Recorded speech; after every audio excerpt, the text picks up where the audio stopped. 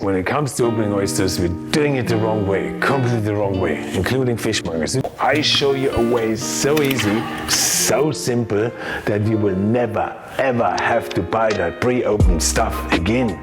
From now on, you'll be an oyster specialist, I promise you that.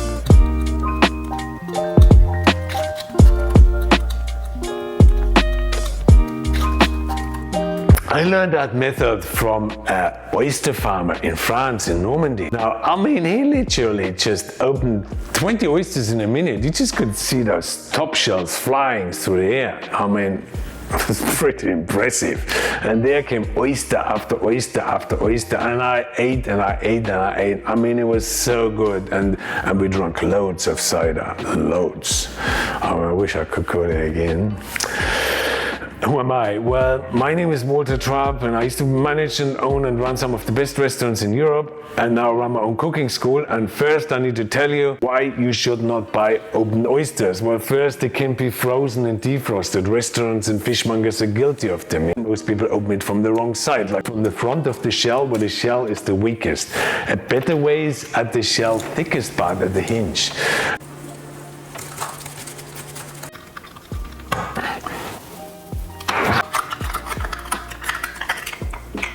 And then you get sort of all different types of knives. They come, you know, they're literally just, I say, they're glorified screwdrivers. But all those devices require a lot of force and usually create a lot of splinters. And then fishmongers go off and wash the oysters to get rid of the splinters. I mean, 50% of the deliciousness of an oyster is actually in the oyster water. And that thing gets thrown out, it gets washed down the drain, and then they wash the oysters in chlorinated fresh water. I mean, that's bad news for any oyster. That's really bad news for any fish too. It kind of cures them. It dries them out. The oysters shrink, and a nice plump-looking oyster then become chewy, fishy, gooey, yucky little thing. What you want everything. The oyster water, the plump oyster, the texture, the flavor. And you actually could store your oyster in its own water for at least a week in the fridge. So you don't open the oyster to the front. As you get the most splinters, the hinge is better, but is it the best way? No, it isn't. You get the paring knife, just a little paring knife. You look out for the flatter curvature of the shell.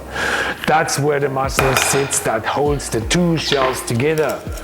You know, you hold your knife firmly, you hold the tip firmly, you fold the tea towel and make sure the oyster sits straight flat so no water slips out when you eventually open them.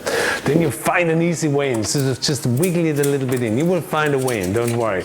You sort of have to hold your knife a bit on an angle, but fairly flat. Then slice the knife in and around, and once you hit the muscle, with the tip of your knife, you will see the oyster will give in and the top shell loosens. Then you cut the muscle on the other side and the curvature, and you're done.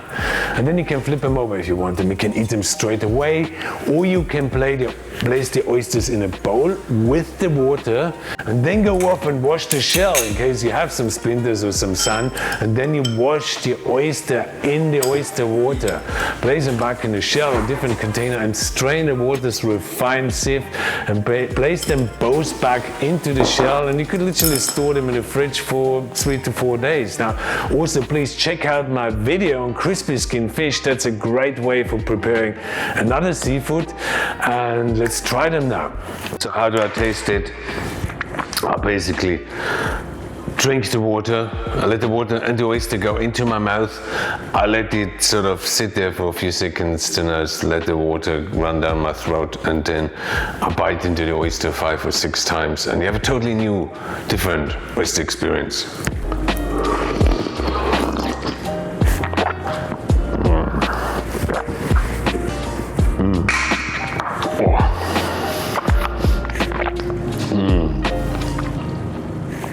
That is so good. That is so good. I don't know. Tastes a bit salty, fishy. See you next time. What? If you could freeze the oyster in the oyster water too? Well, officially I would say no, but unofficially, yeah, you can.